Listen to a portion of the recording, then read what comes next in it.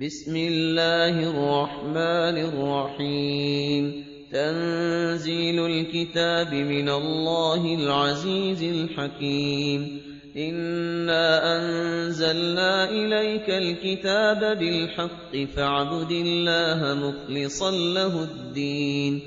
ألا لله الدين الخالص والذين اتخذوا من دونه أولياء ما نعبدهم إلا ليقربونا إلى الله زلفى إن الله يحكم بينهم فيما هم فيه يختلفون إن الله لا يهدي من هو كاذب كفار لو أراد الله أن يتخذ ولدا لاصطفى مما يخلق ما يشاء سبحانه هو الله الواحد القهار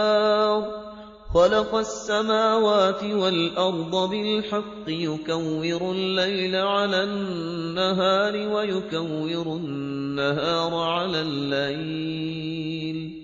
وسخر الشمس والقمر كل يجري لأجل مسمى ألا هو العزيز الغفار خلقكم من نفس واحدة ثم جعل منها زوجها وأنزل لكم من الأنعام 8 أزواج يخلقكم في بطون أمهاتكم خلقا من بعد خلق في ظلمات 3 ذلكم الله ربكم له الملك لا إله إلا هو فأنى تصرفون إن تكفروا فإن الله غني عنكم ولا يرضى لعباده الكفر وإن